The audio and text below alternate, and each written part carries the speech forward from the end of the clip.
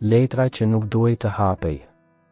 Era frynte lehtë mbi qytetin e vogël bregdetar, duke lëkundur perdet e bardha të dhomës së Elenës. Ishte mbrëmje e qetë, por zemra e saj nuk gjente qetësi.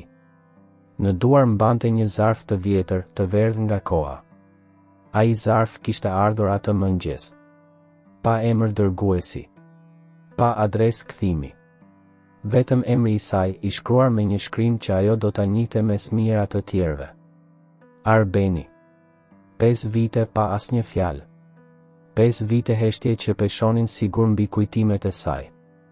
Dhe tani, pa pritur, një letër. Ajo u ul në buzë të shtratit. Zemra i rrite fort, si atë natë kur ai kishte premtuar se do të kthehej. Por ai nuk u kthye. Jo deri tani. Me duar që i dridheshin lehtë, Elena hapi zarfin. Brenda ishte vetëm një fletë e bardhë dhe një fjali e shkurtër.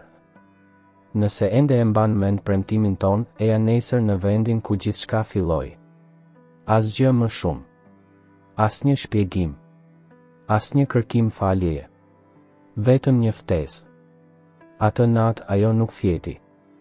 Kujtimet e tyre vinin njëra pas tjetrës, shëtitjet buzë detit, premtimet e thëna në heshtje, puthja e parë në shiun e verës. Ata ishin dashuruar si dy të rinj që besonin se bota ishte vetëm e tyre. Por jeta kishte plane të tjera. Një mundësi pune jashtë shtetit. Një largim i përkohshëm që u kthye në një distancë të gjatë dhe të dhimbshme. Telefonatat u ralluan. Mesazhet u shuan. Dhe një ditë gjithçka ndaloi. Elena nuk mori kur një shpjegim. Vetëm heshtje.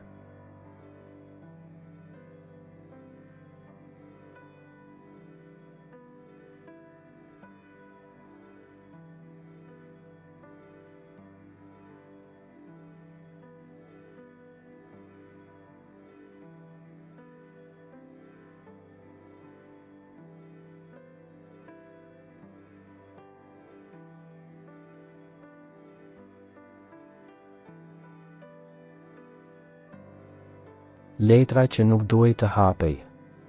Era frynte lehtë mbi qytetin e vogël bregdetar, duke lëkundur perdet e bardha të dhomës së Elenës. Ishte mbrëmje e qetë, por zemra e saj nuk gjente qetësi. Në duar mbante një zarf të vjetër, të verdhë nga koha. Ai zarf kishte ardhur atë mëngjes. Pa emër dërguesi. Pa adresë kthimi. Vetëm emri i saj, i shkruar me një shkrim që ajo do ta njihte mes mira të tjerëve. Arbeni. 5 vite pa asnjë fjalë. 5 vite heshtje që peshonin sigur mbi kujtimet e saj.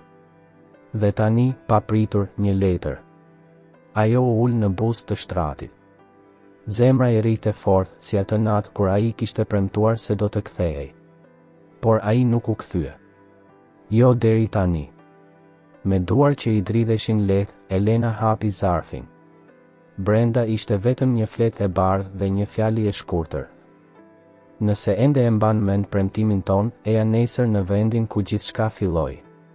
Asgjë më shumë. Asnjë shpjegim. Asnjë kërkim faljeje. Vetëm një ftesë. Atë natë ajo nuk fjeti.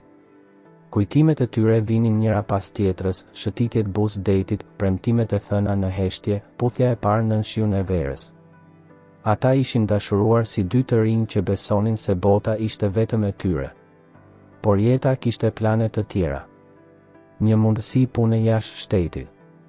Një largim i përkohshëm që u kthye në një distancë të gjatë dhe të dhimbshme. Telefonatat u ralluan.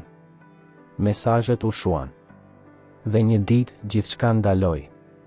Elena nuk mori kur një shpjegim. Vetëm heshtje.